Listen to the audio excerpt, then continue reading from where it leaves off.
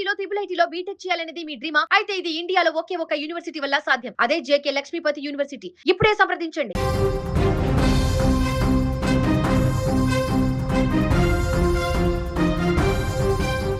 ఫిర్యాదిగూడ యువతి మృతి కేసులో రోజుకొక కీలక మలుపు తిరుగుతుంది.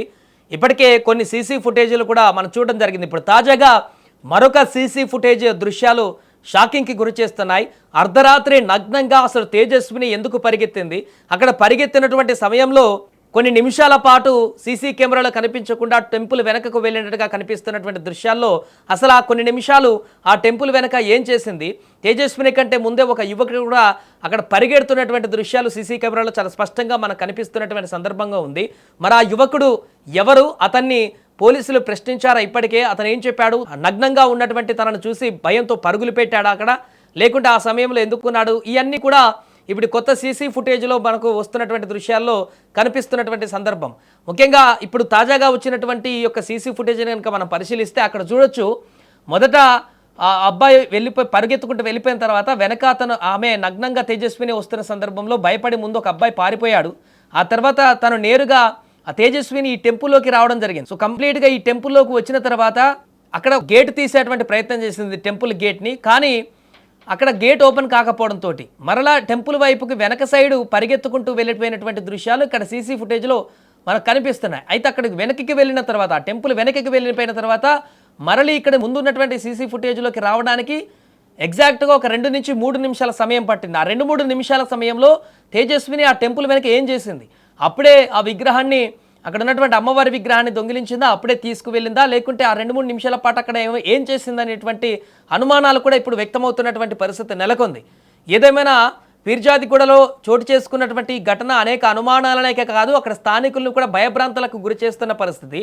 ఒక యువతి సాఫ్ట్వేర్ ఇంజనీర్గా పనిచేసి చాలా ఉన్నతమైనటువంటి ఉద్యోగంలో బెంగళూరులో చేసినటువంటి ఆ యువతి, అది కూడా 1,00,000 రెంట్ ఉండేటువంటి ఒక ఫ్లాట్లో అద్దెకు ఉండేటువంటి యువతి, మెచ్యూరిటీగా కనిపిస్తున్నటువంటి ఫ్యామిలీలో ఉండి ఈ యువతి ఆ రకంగా అర్ధరాత్రి పరిగెత్తుకుంటూ వెళ్ళడము, నగ్నంగా అక్కడ విగ్రహాన్ని కూడా దొంగిలించి పరిగెత్తి చెరువులోకి దూకడము, ఆ తర్వాత విగ్రహం మాయమైపోవడం. గంటల వ్యవధిలోనే ఆమె తేజస్వి అక్కడ, ఎందుకంటే అక్కడ పబ్లిక్గా చూశారు, నగ్నంగా పరిగెడుతూ చెరువులోకి దూకింది కూడా అక్కడ చూశారు. అక్కడ ఉన్నటువంటి యువకుడు కానీ మిగతా వారు చూశారు దూకేది. వెంటనే పోలీసులకు సమాచారం ఇచ్చారు. పోలీసులు అక్కడికి వచ్చి గంటల వ్యవధిలోనే ఆమె మృతదేహాన్ని బయటకు తీశారు. విగ్రహాన్ని మాత్రం అప్పటి నుంచి ఎవరు కనిపెట్టలేనటువంటి పరిస్థితి. అసలు విగ్రహం ఏమైపోయింది? విగ్రహం మాయమైపోయిందా, లేకుంటే ఏమి జరిగిపోయింది? అక్కడ వేరే వ్యక్తులు వచ్చేటువంటి అవకాశం అయితే కనిపించట్లేదు. ఎందుకంటే ఆమె పరిగెడుతూ చెరువులో దూకేదైతే అక్కడ అబ్జర్వేషన్ చేస్తున్నారు. ఈ విజువల్లో చూస్తున్న దాన్ని బట్టి చూస్తే ఒక యువకుడు భయపడుతూ పరిగెడుతున్నటువంటి విజువల్ కనపడుతుంది ఆమెను చూసి. అలాగే మరికొంతమంది కూడా అక్కడ ఆమె చేస్తున్నటువంటి వింత ప్రవర్తనను దూరం నుంచి పరిశీలించినట్టుగా కనపడుతుంది. ఆమె చెరువులోకి దూకింది విషయం కూడా వెనక నుంచి ఇలా ఆ యువకులు ఇలా పరిగెడుతుంది ఏంటి, ఈ అమ్మాయి ఏమైందని చెప్పేసి భయాందోళనతోటి ఆమెను చూడడం చేతనే ఆమె దొరికిన విషయం వెంటనే తెలిసింది. గంటల వ్యవధిలో వచ్చి ఆమె మృతదేహాన్ని గాలించారు. కానీ ఆ విగ్రహం ఎక్కడ పోయిందో తెలియట్లేదు. అక్కడ ఎన్డీఆర్ఎఫ్ బృందాలు కానీ, స్పెషల్ బృందాలు కానీ అక్కడ చెరువులో దొరకబట్టడానికి ప్రయత్నాలు చేసినా కూడా ఇప్పటివరకు విగ్రహం బయటికి రాలేదు.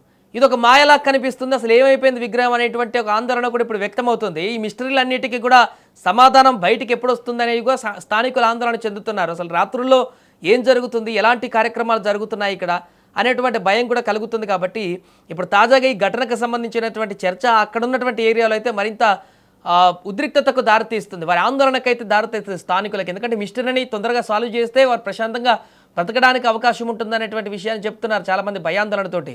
కాబట్టి ఇప్పుడు వచ్చినటువంటి సీసీ ఫుటేజ్లో కూడా చాలా క్లియర్గా కనిపిస్తుంది.